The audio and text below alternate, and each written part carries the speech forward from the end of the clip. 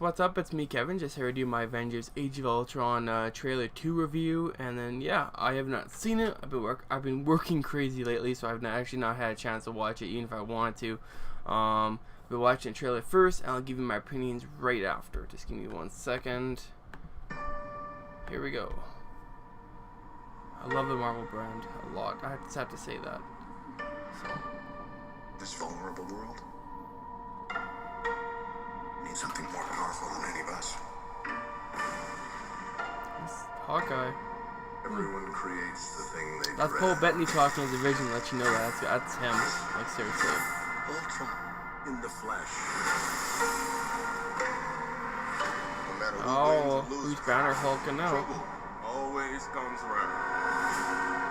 You are meddled with something you don't understand. Fireman gets his ass handed him. Yeah. Whoa. More drones. Iron Man. Hulk doing some kicking. Andy Circus. Whoa.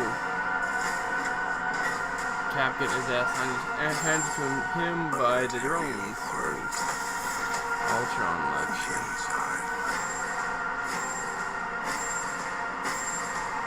Hulkbuster armor. Fuck yeah. Oh boy. Oop, Hulk vs. Hulkbuster. And fuck, this is gonna be insane. Whoa. That's all I have to say, guys. Whoa. Right now.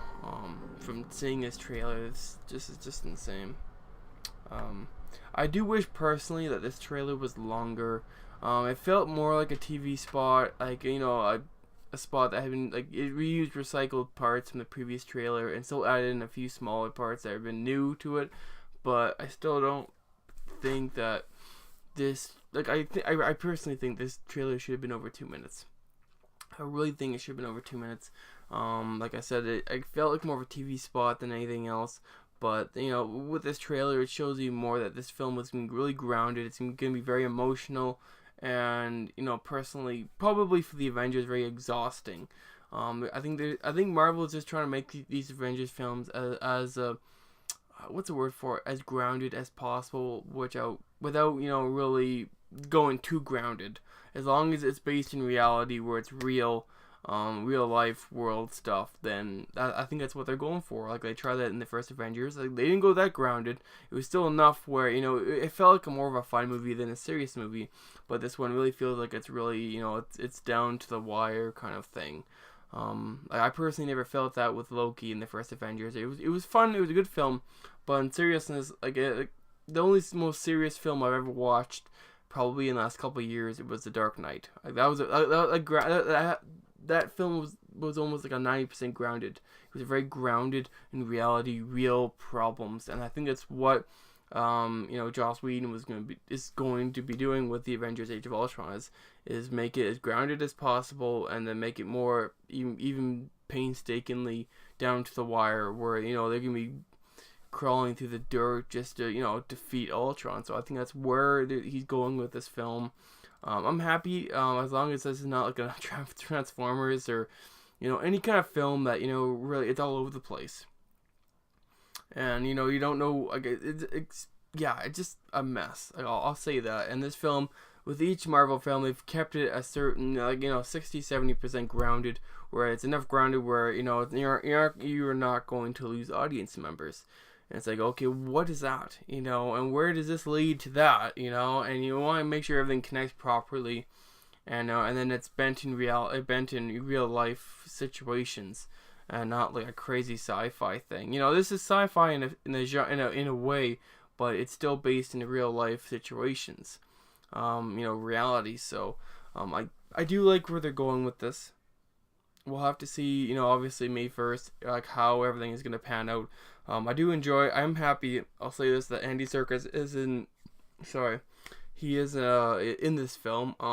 As far as I know, Andy Serkis' character, and there's also another scene in this trailer, which is entirely new, which I think is connected to Black Panther, in some way. I've done a little bit of research. It's not enough. I'm not going to bring anything up on it, but I do recognize that Andy Serkis's character is a character that is connected to Wakanda and, you know, the Black Panther. And I do believe in this film that we will get maybe an unofficial kind of introduction to Black Panther in some form, because I do believe that, you know, Ultron will find the source of our vibranium, and then he'll be indestructible. So then Captain America will lose his shield. That's why I think it's where it gets teared up in the first trailer by Ultron. So then they'll have to go to Wakanda, where vibranium is from. It's the source. So, you know, they'll go there, you know, make a new shield for Captain America. I think that's what they're planning to do in some form. It's gonna be interesting where they go, but I think indirectly we will be shown to Wakanda, sorry, which is you know, where Black Panther lives, and then we'll see even more direct contact with Wakanda in Captain America: Civil War in 2016 of next year. So I'm happy that we're indirectly being you know, involving Wakanda, and then we're also, by spoiler alert from Idris Elba, that, you know, there will be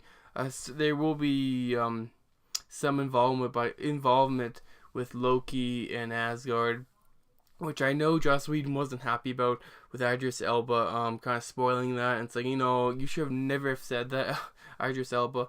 You know, we had this so under wraps, and some of the actors, you know, they have enough rep where they can do this and not lose too much at all. So I'm looking forward to where this goes. But just like I said, you know, with Asgard being involved, and then being Wakanda being involved with Black Panther, there is no better situation where they need to keep things grounded as possible without losing, you know, audience members halfway through the film, saying, okay, you know, how is this connected to this? How is, you know, Wakanda connected to vibranium? How is Black Panther connected to all the MCU? And then why is Asgard involved in any of this? Like, thinking Ultron is, you know, was made on planet Earth, but really in the synopsis of the Avengers: Age of Ultron, where Ultron was actually found among all the wreckage of the destruction of what do you call them, in the first Avengers with the Jatari. Like, this program was found among the aliens, and then, you know, Stark opens it up not knowing what he's gonna open up, and it's basically like the Pandora's box, and he's like, oh my god, this program could destroy the world, but he really doesn't know this until it's too late, and then it's like, oh fuck, you know, everything's going to shithole. So yeah, it's gonna be very interesting how they do this. But like I said, grounding a film like this, where you're gonna have multiple you know, things involved, like Asgard and, you know, Wakanda, you have to keep things as grounded as possible, so you don't lose lose audience members, like I said, in the whole journey of the film. Which is, you know, that's the problem with Transformers. That's the problem with several other films this year, where you just can't tell what the tone is, and you can't tell, you know, is this off the ground, or is this grounded, or what's going on. So that's why you have to keep make sure you keep audience members in the loop, so to speak. So, but with this trailer, like I said, I think it's still good. I feel it's more like a teaser trailer of anything, personally, to me. But I still enjoy it. I think I'm surprised that Marvel brought out another trailer. I obviously understand that their very first trailer almost got 40 million views in like a week. So, you know, it's good to bring another trailer out, but I would have thought they would have brought one out maybe at the end of February or the first bit of March, and then they can get like 2 months of straight, you know, wrap. It's like, okay, May 1st, we gotta go see the Avengers Age of Ultron. So I'm surprised they brought another trailer out so soon. But this trailer will probably rub off on, you know, audience members for the next couple months, and then say, okay, we can't forget to go watch the film. So it may be a plus or minus. And it's like a critic thing, where I'll have my own personal opinions about it, but it doesn't make me right or nothing like that. So, but yeah, with this trailer, it's good, but, you know, it's okay. Like, it was just a trailer to me. Like, the very first one was probably the best one. This one felt like it was kind of a bit over the place, all over. But I think they were just trying to recycle a lot. Like I said, they recycled a lot of the images from the previous trailer into the trailer, and then they added just a few new scenes to this trailer. So you know, it was okay. So, you know, I have not much more to say, like, other than that. Like, I'm happy that Andy Serkis is involved. I'm happy that Loki Tom Hiddleston has some kind of role. I'm happy that Asgard in general has some kind of role in all this.